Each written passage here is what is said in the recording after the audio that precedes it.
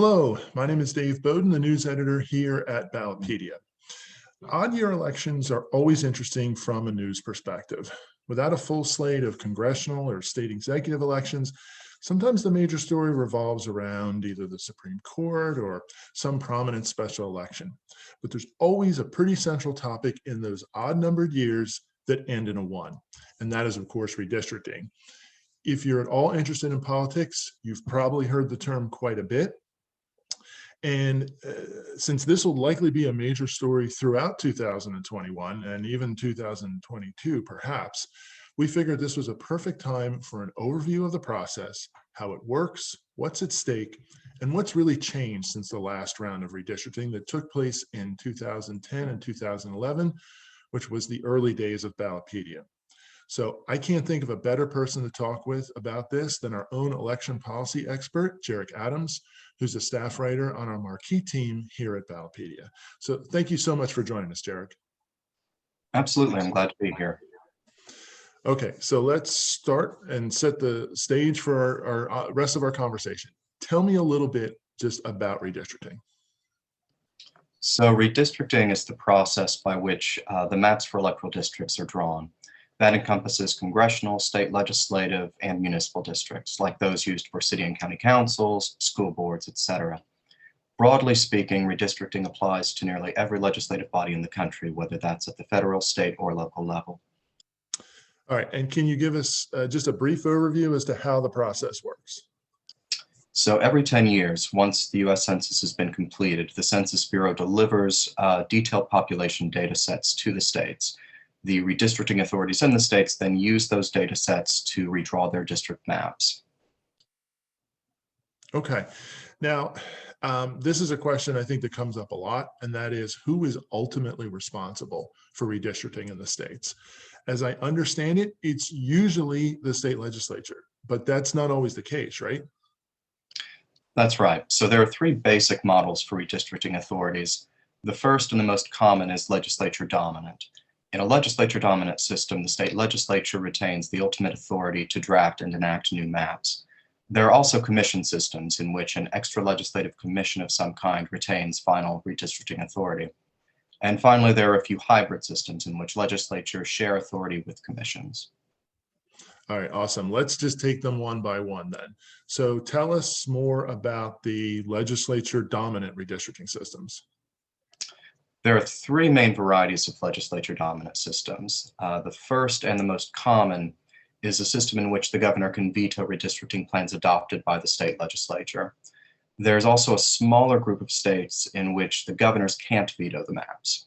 And lastly, there are states in which advisory commissions are also involved in the process. Excuse me. Now, these commissions can recommend maps to legislatures, but the legislatures are not obligated to adopt the recommendations. They can do so, of course, but they can also amend the recommendations or reject them outright. So even within legislature dominant redistricting systems, there's even some further variation. What about commission-based systems? So these commission systems can take one of two forms. First, there are non-politician commissions, which are sometimes referred to as independent commissions. These commissions are marked by the absence of elective office holders, such as state lawmakers, secretaries of state, etc. There are also politician commissions in which elective office holders like these that I just mentioned can participate. Yeah, and what I think is really interesting is that it varies so much from state to state. So how you think the redistricting goes in your state may not be what your friend or neighbor or family member is in just a neighboring state, because they all seem to be a little bit different. All right, now tell me about the hybrid systems. I imagine they have a little bit of both, and I haven't heard as much about those. Sure, this is actually a category we recently devised to represent some of the unique redistricting systems that have been established by ballot measure over the last few years. In essence, these hybrid systems split the difference between legislature dominant and commission systems, vesting authority with both of these entities. Virginia's system, in which voters approved last fall via ballot measure, is a good case in point. Right, that's interesting, especially because Virginia may be, one of the first states that'll be affected by this. How does the Virginia system operate? So a 16-member commission drives both the congressional and state legislative redistricting process. The commission comprises 8 legislators and 8 non-legislator members. Leaders of the legislature's 2 largest political parties select lawmakers to serve on the commission. The commission's 8 citizen members are recommended by legislative leaders and selected by a committee of 5 retired circuit court judges. The commissioners themselves then select one of the 8 citizens to serve as the commission's chairperson. The district maps drawn by this commission are subject to consensus requirements. So in the case of congressional maps, 12 of the 16 members have to vote to approve. That includes 6 legislators and 6 non-legislators. For state Senate maps, again, you have to have 12 commissioners to approve a map, including 6 legislators, 3 of those from the state Senate and 6 non-legislators. The same is basically true for the House of Delegates. You've got to get 12 members to approve the map, including 6 legislators and 6 non-legislators. And 6 of the legislators must come from the State House of Delegates. The commission then submits its map proposals to the General Assembly, which can vote to approve the maps or reject them. The General Assembly cannot amend the maps. If the General Assembly rejects a map, the commission has to draw a second one. If the Assembly rejects that map, then the Supreme Court, the state Supreme Court, steps in and must enact a new map. Wow, that's a really complicated, seemingly complicated system, although you've laid it out really well. And I think it's interesting that if the map is not approved, they can't edit it. They just have to go and send it back to the commission and try again. So all of that is really, really fascinating. You mentioned that the Virginia system was approved via ballot measure. Were there any other states that modified their redistricting procedures last fall via ballot measure? Yes, there was one, Missouri. In Missouri, voters approved a constitutional amendment that eliminated the state demographer's role in the state legislative redistricting process. So under a separate constitutional amendment adopted in 2018, the demographer was required to file legislative map proposals with the existing redistricting commissions, which could then amend those plans if they got a 70% vote of the commission. Without such a vote, the demographer's maps would be enacted into law. So the 2020 amendment rescinded the demographer's role, but it did leave intact the 2018 amendment's criteria for district competitiveness and partisan fairness. But the 2020 amendment requires that considerations of population, voting rights abridgment, contiguity, etc., be granted higher priority. So really the Missouri amendment in 2020 was a modification of the amendment that they'd previously passed in 2018 on the process. All right, so now we've talked a little bit about who is responsible for their districting and how the process can work, depending on the state. So what are some of the rules that apply? I understand that the districts generally must have nearly equal population. Is there any degree of variance to that that's acceptable? So when it comes to U.S. House districts, a population spread of 1% or greater will generally be considered constitutionally suspect. There's a little more leeway when it comes to state legislative districts. A spread of 10% or more will generally not be upheld by a court if a challenge is made to the map. Wow, 1% is a pretty small variance there for congressional districts. So how did these standards develop? Are they laid out in federal law? Were they established by some sort of judicial precedent? Yeah, these standards are not made explicit in federal statutes. They were established as a matter of court precedent. So the U.S. Supreme Court issued 2 rulings on this topic in 1964. Westbury versus Sanders, which applies to U.S. House districts, and Reynolds versus Sims, which applies to state legislative districts. Wow, so those 2 decisions were 1964, that's over 50 years ago. Have there been any recent legal challenges to those standards that were set?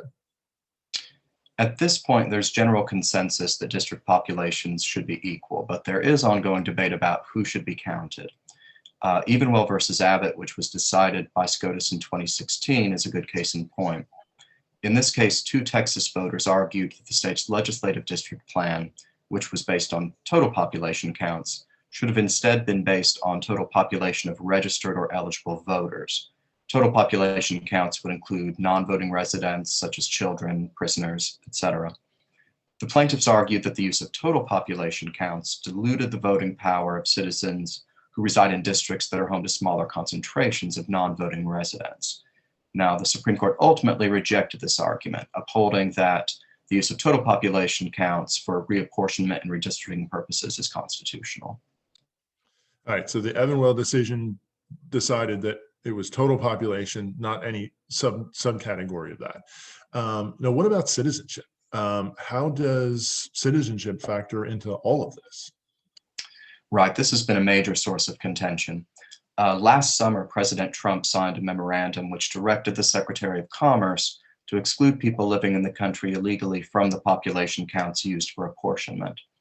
This was more or less immediately subject to a court challenge, and eventually a three-judge federal panel blocked implementation in September of last year. The Department of Justice then appealed that decision to the Supreme Court, which issued its ruling on the matter in December. The Supreme Court found that, quote, judicial resolution of this dispute is premature. So on taking office, President Biden issued an executive order which effectively overturned Trump's earlier directive and reverted things to the status quo. So that being the case, non-citizens will be included in the apportionment counts that are used, regardless of immigration status. All right, so it seems like that decision has already been made for the 2020 census. Are there any other federal requirements that authorities have to take into account during redistricting? Just one. Federal law requires that districts cannot discriminate on the basis of race or ethnicity. And oftentimes, if a district map is thrown out by the courts, it's this requirement that serves as the basis for that decision. All right, so that's at the federal level, but as we've talked about, all these states do things differently.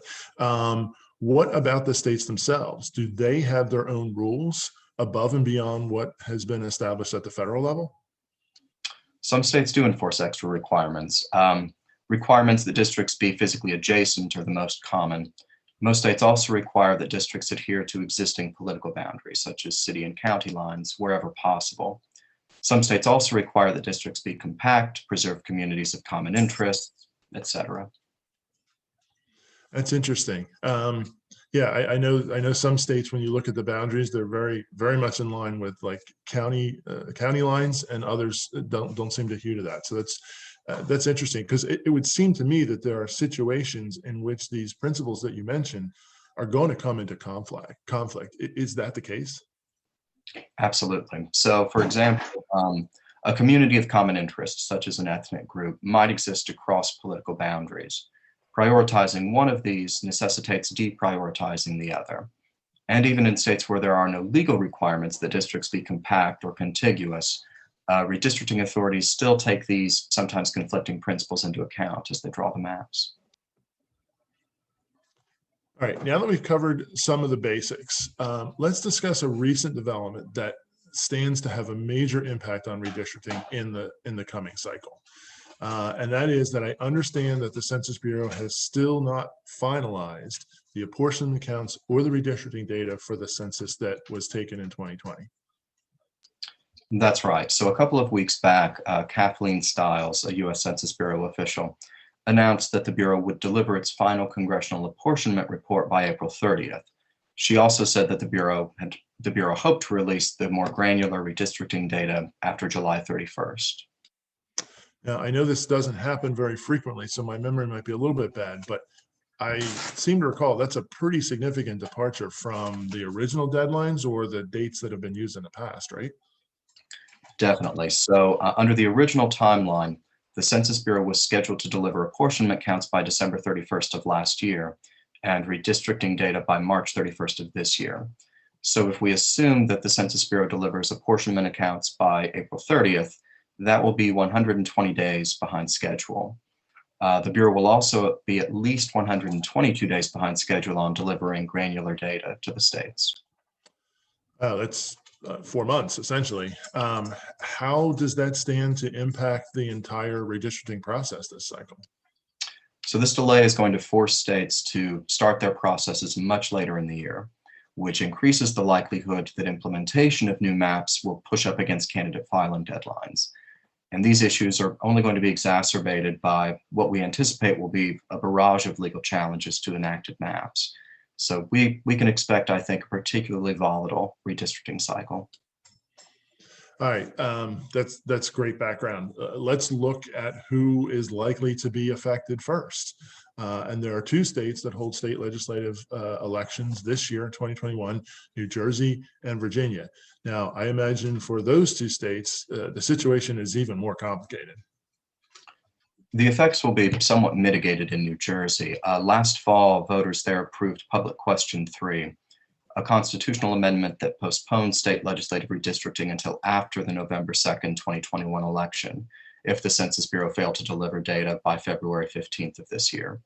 So as a result, the existing district maps in New Jersey will remain in force until 2023. All right, so this decision seems to be pretty well set. New Jersey is going to use the old maps for the elections that are going to be taking place later this year.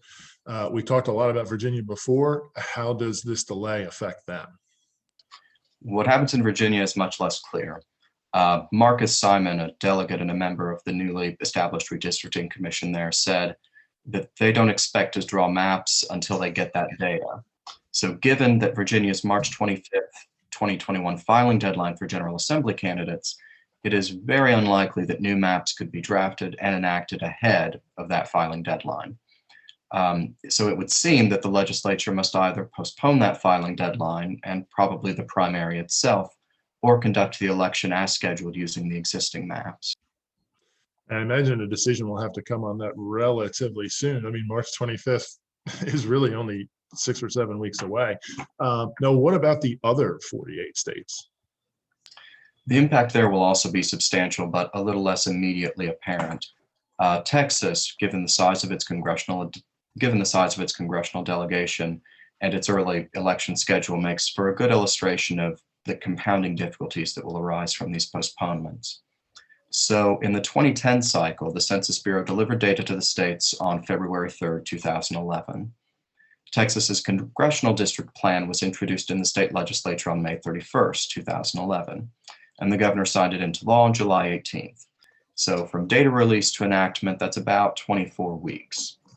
This year, the Census Bureau has said it doesn't expect to deliver data until after July 31st. So for the purposes of this illustration, let's be optimistic and assume that the Bureau delivers the data on July 31st. If it takes as long from data release to enactment for Texas to enact a new map this year as it did in 2011, the map wouldn't be enacted until January 12th, 2022.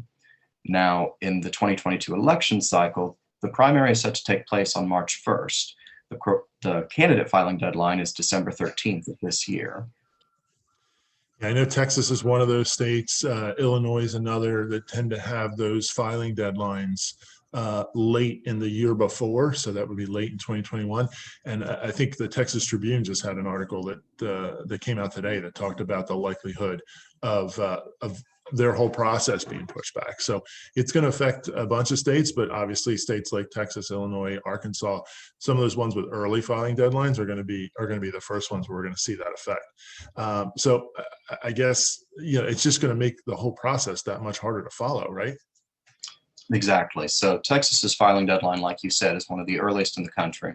And that deadline has caused problems in the past, even without delays in redistricting data. For instance, in the 2012 election cycle, the filing deadline was originally December 12th. Although state lawmakers had enacted new maps 147 days in advance of that deadline, subsequent litigation resulted in postponements of the filing deadlines and ultimately the primary election itself. And as I alluded to, as we've talked about, it seems like that delay in delivering the data is going to put a number of states. I mean, I don't know if you can make an estimate how many, but we'll be in the same situation as Texas throughout the rest of this year, right? That's exactly the case. So states are going to be forced to shorten the duration between enactment of new maps and candidate filing deadlines, which leaves significantly less time than usual for the resolution of lawsuits. And like I said earlier, we had already expected that there would be a historic number of legal challenges to maps this year. All right. Well, this has been just a fantastic overview and a fantastic summary of the process and what news events that folks can look out for as this starts to get underway and it starts to develop throughout 2021. So this is great context. Thank you, Jared, for taking the time to talk with us about it. Oh, absolutely. It was my pleasure. All right, so we had a lot of material to cover, and I apologize that we are not going to be able to respond to the questions that I see a few here, but we want to get you answers. So if you would like, send any questions you have to editor@ballotpedia.org, and we will be sure to get them to Jarek or whoever on our staff can get you an answer. So I hope you enjoyed this overview of redistricting so you can better understand what's going to happen. This is going to be a topic that will be mentioned quite a bit in political news throughout 2021 and perhaps into the next year. And while this briefing focused on congressional and state legislative redistricting, recognize that this process is going to be repeated for other district elected or district appointed offices at the state, county, and local levels. So as we discussed, there's going to be a redrawing of boundaries for things like state education commissioner or public utility commissioner. If county commissioners in your area are elected by district, or city councils members are elected by district, all of those will be affected at some point throughout this process. So it's really a very interesting intersection of the census and our political system. And it's like the Olympics. It occurs infrequently, which makes it both unusual and interesting at the same time. So, of course, redistricting is not the only political topic that's happening. There's also the presidential transition for the Biden administration. There's also government responses to the pandemic. And we have newsletters that you can subscribe to stay informed about all of that, in addition to our regular menu of newsletters. We have newsletters on a host of subjects, from the federal courts to election policy. And finally, we have our weekly recap, which is the TAP, and our daily flagship newsletter, which is the Brew. And there's a link on our homepage to see our full listing of newsletters. Go to ballotpedia.org, click on the link. You can browse some samples, and you can also subscribe to whatever newsletters you'd like. You're going to want to check in also regularly on our homepage, which highlights all the day's important political news and important stories, including policy news and any upcoming special elections and filing deadlines. So thank you very much for joining us, everybody. Have a great rest of the day.